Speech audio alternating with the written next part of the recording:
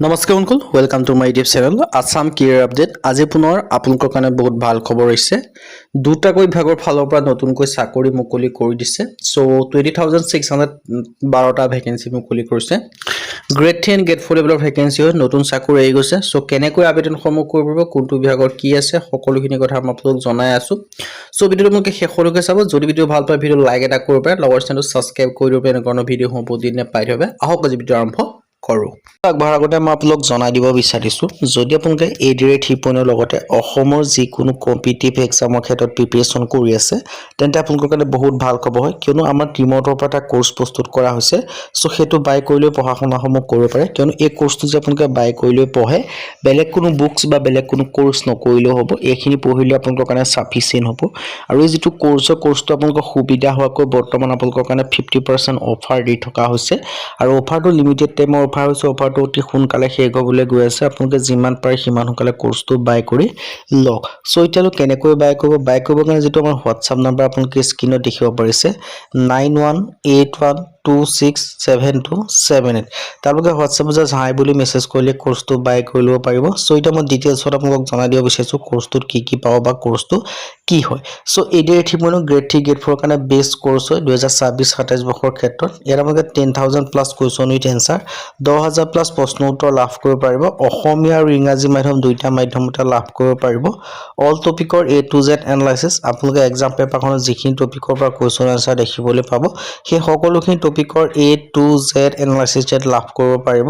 তাৰ পিছত কি সাবজেক্ট পাব সোশ্যাল ষ্টাডি পাব জেনাৰেল নলেজ পাব সোশ্যাল ষ্টাডি ক্ষেত্ৰত হিষ্ট্ৰি হওক পলিটি হওক ইকোনমি হওক জিওগ্ৰাফি হওক আসাম ৰিলেটেড আছে ইণ্ডিয়া ৰিলেটেড আছে ওৱৰ্ল্ড ৰিলেটেড আছে সব ভাগ আপোনালোকে লাভ কৰিব পাৰিব আৰু জেনাৰেল নলেজৰ ক্ষেত্ৰত কাইন্ড এফেয়াৰ্স ইনক্লুডিং আছে সো সকলোখিনি পাব তাৰ বাহিৰে বাকি যিখিনি সাবজেক্ট আছে সেইখিনি জনাই দিব বিচাৰিছো সেইখিনি সাবজেক্ট হৈছে ম্যাথমেটিক্স ৰিজনিং ইংলিশ গ্ৰামাৰ এই গোটেইখিনি অল সাবজেক্ট আছে কমপ্লিট সিলেবাস কভাৰ আছে লগতে আপোনালোকে মক টেষ্টৰ কাৰণে টেষ্ট পেপাৰ লাভ কৰিব পাৰিব লগতে প্ৰিভিয়াস ইয়াৰ কোৱেশ্চন পেপাৰ লাভ কৰিব পাৰিব আৰু এই যেটো কোৰ্স 2026-27 বৰ্ষৰ যে সিলেবাস হয় তাৰ ওপৰত ডিপেন্ড কৰি বনোৱা হৈছে সো একেবাৰে লেটেষ্ট কোৰ্স হয় সোনকালে গৈ বাই কৰি লওক যাতে আপোনালোকে সিলেকশন সমূহ লাভ কৰিব পাৰে আৰু এই কোৰ্সটো আপোনালোকৰ সুবিধা হওক বৰ্তমান আপোনালোকৰ কাৰণে 50% অফাৰ দি থকা হৈছে সো অফাৰটো লিমিটেড টাইমৰ অফাৰ যেহেতু হয় সো অফাৰটো অতি সোনকালে শেষ হ'বলৈ গৈ আছে আপোনালোকে যিমান পাৰে সিমান সোনকালে বাই কৰি লওক বাই কৰিবলৈ যেটো আমাৰ WhatsApp নম্বৰ আপোনালোকে স্ক্ৰিনত দেখিব পাৰিছে 9181267278 তাৰ আপোনালোকে WhatsApp জাস্ট হাই বুলি মেছেজ কৰিলে কোৰ্সটো বাই কৰি লব পাৰিব সো মই ডিটেইলছত আপোনালোকক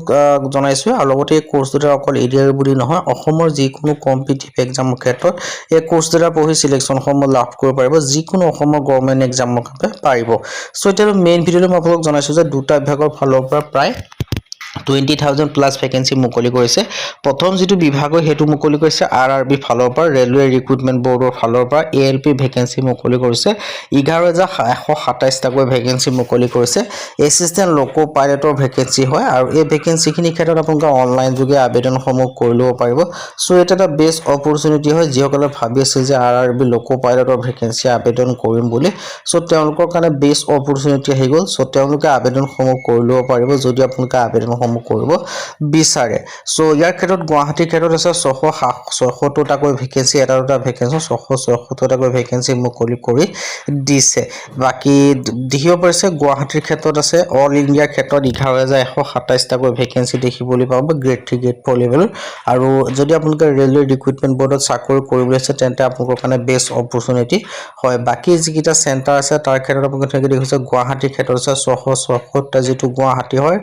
নৰ্থ ইষ্ট ফ্ৰন্টিয়াৰ ৰেলৱে বুলি যেটো কোৱা হয় উত্তৰ পূব সীমান্তৰ ৰেলৱে সংমণ্ডল যেটো বুলি কোৱা হয় অসমীয়াত তাৰ পৰা প্ৰায় 676 টাকৈ ভ্যাকেন্সি মুকলি কৰিছে আৰু বয়সৰ সময়সীমা 18 পৰা 30 বছৰলৈকে পাৰিব আৰু লগতে এজ ৰিলেক্সেশন সমূহ লাভ কৰিব পাৰিব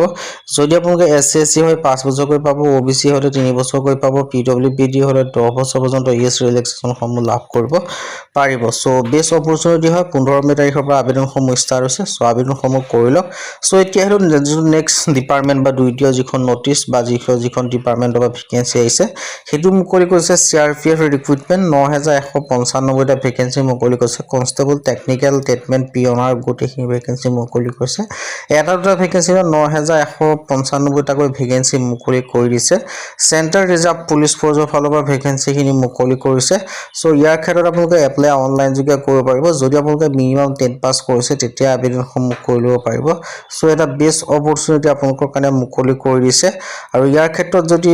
বিশেষকৈ গ্ৰেড 3 গ্ৰেড 4 ৰ ভেকেঞ্চি মুকলি কৰিছে যিটো CRPF ষ্টেটমেণ্টৰ ফালৰ পৰা ইয়াৰ ক্ষেত্ৰত আপোনালোকে কেনেকৈ সিলেকশ্যনসমূহ লাভ কৰিব পাৰিব সেইখিনি কথাও জনাই আছো সো ভিডিঅ'টো আপোনালোকে শেষলৈকে চাব কনষ্টেবল আৰু ষ্টেটমেণ্টৰ ভেকেঞ্চি মুকলি কৰিছে 9195টা এটা দুটা ভেকেঞ্চি নহয় 9195টা ভেকেঞ্চি মুকলি কৰিছে নাম্বাৰ অফ পোষ্ট অসমৰ ক্ষেত্ৰত সৰ্বাধিক ভেকেঞ্চি আছে 288টা এটা দুটা ভেকেঞ্চি নাই 288টাকৈ ভেকেঞ্চি মুকলি কৰিছে বাকি ভেকেঞ্চি কি দেখিব পাইছে আপোনালোকৰ কেটেগৰিজ বা জব পৰ্যায়ত ভাগ কৰি থোৱা আছে ড্ৰাইভাৰ ক্ষেত্ৰত 3176টা বাৰ্গলাৰৰ ক্ষেত্ৰত 1274টা কুকৰ ক্ষেত্ৰত 1400 প্লাস সো এনেকা টোটাল 9195টা অত্যাধিক ভেকেঞ্চি মুকলি কৰিছে আৰু ভেকেঞ্চি টেন্টেটিভ হয় আৰু এই ভেকেঞ্চিখিনি বহাৰ সম্ভাৱনা বেছি থাকে সিটিজেনশিপ আপোনালোকে ইণ্ডিয়ান হ'ব লাগিব এজ লিমিটৰ ক্ষেত্ৰত 21 পৰা 27 ড্ৰাইভাৰৰ ক্ষেত্ৰত বাকি ক্ষেত্ৰত 18 পৰা 23 বছৰলৈকে দিয়া আছে আৰু কিছু পুৰৰ ক্ষেত্ৰত 18 পৰা 30 ইয়াৰ্ছলৈকে আবেদনসমূহ কৰি ল'ব পাৰিব আৰু এই সিলেকশ্যন কথা মই জনালো SC ক্ষেত্ৰত 5 বছৰকৈ OBC ক্ষেত্ৰত 3 বছৰকৈ PWBD ক্ষেত্ৰত 10 বছৰ পৰ্যন্ত পাব আৰু এডুকেশ্যন কোৱালিফিকেশ্যন যদি আপোনালোকে মিনিমাম 10 পাছ কৰিছে তেতিয়া আবেদনসমূহ কৰি ল'ব পাৰিব কিন্তু ড্ৰাইভাৰৰ ক্ষেত্ৰত LMP লাইসেন্সৰ প্ৰয়োজন হ'ব বাকি পৰৰ ক্ষেত্ৰত মিনিমাম 10 পাছ যদি কৰিছে তেতিয়া আবেদনসমূহ কৰি ল'ব পাৰিব সো এটা বেষ্ট অপৰচুনিটি সোনকালে আবেদনসমূহ কৰি লওক লগতে এডিআৰ ক্ষেত্ৰত যে প্ৰিপাৰেচন কৰি আছে বা যে আপোনালোকে সিলেকশ্যনসমূহ নিজে ল'ব বিচাৰিছে বাকি আজি দিখিটা ৰেলৱে কথা ক'লো CRPF তাৰ ক্ষেত্ৰত যদি আপোনালোকে এক্সামসমূহ দি চাকৰি লাভ কৰিব বিচাৰে তেনে আমাৰ যেটো কোৰ্স হয় কোৰ্সটো বাই কৰিলে পঢ়া-শুনাসমূহ কৰিব পাৰিব কিয়নো এনেকুৱা ধৰণৰ কোৰ্সবিলাক পঢ়িলে আপোনালোকৰ সাফিচিয়েন্ট হ'ব যেটো আমাৰ টিমৰ পৰা কোৰ্স বনোৱা হৈছে so one of the best course সোনকালে গৈ বাই কৰি লওক যাতে আপোনালোকৰ অফাৰটো মিক্স হৈ নাযায় আৰু অফাৰটো 50% অফাৰটো অতি সোনকালে হ'ব যিমান পাৰে সিমানকৈ বাই কৰক পাৰিলে আপোনালোকে আজিয়ে বাই কৰি লওক